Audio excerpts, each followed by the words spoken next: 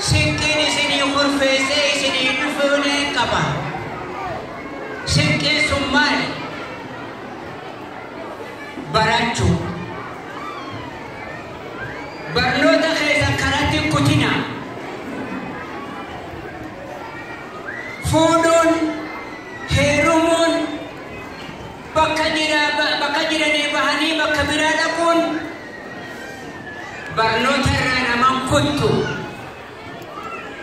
Barnoonni ifa wallaalli dukkana obboleeyyan koo ulamaa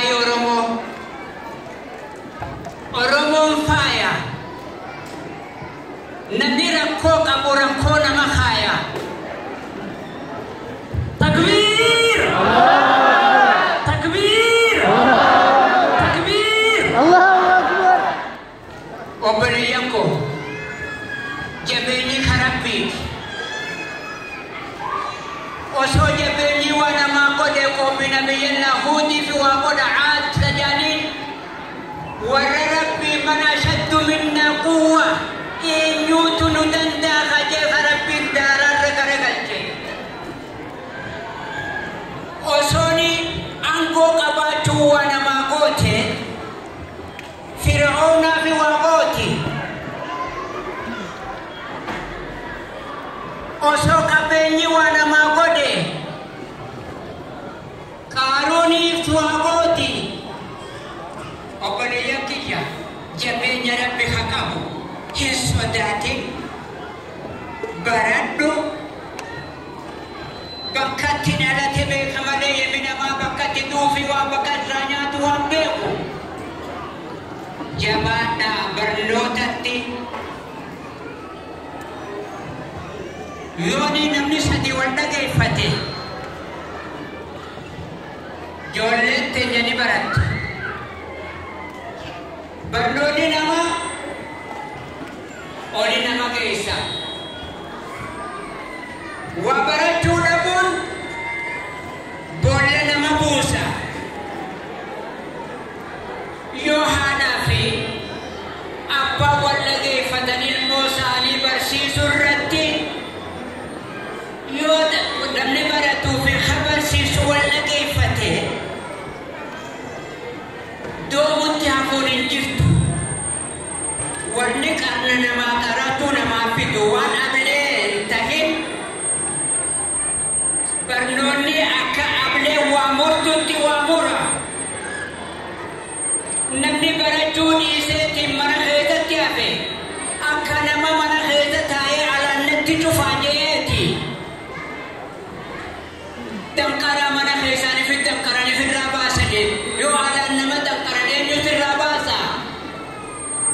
Alaan jirachiin namootni kana keessa akka jiru keessummaa karaa dabruun jira.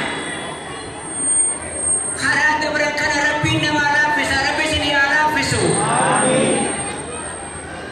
Manarraa baatanii bakkatti deemtanii hin geenye karatti haftanii aboo rabbi karaa bakkatti geessistan rabbi isinii haa geessu. Bakkatti deemtan rabbi isinii haa rakkiseessu. Achi dheeytanii illee dalagaa halaan rabbi isinii haa kennu. Obboleeyyan kiyya silaa irraatti na waa hedduun dubbachuu fedha. Guyyaa tokko manguddoon teenya waan jette re'een osoo muka keessa deemtu qeeransa huqqatee adurreetti hanga adurreetti deebi'ee gaara keessa deemu agartee waliin jettee jarreen arra adurreen maal armaa gootii hoggaasanii bada onneen numa jirti yoo huqqatullee abbumaan mirga rafaa jaani. Duuba hoggaasan qeeransii moo anillee huqqadullee qeeransummaa xiyamee re'ee tan agarsiisuu jee jaani. Ammaan tana wal keessa hiixatee xiqqochi dheeratee akka inni qeerasa ta'e re'ee agarsiisee jaani.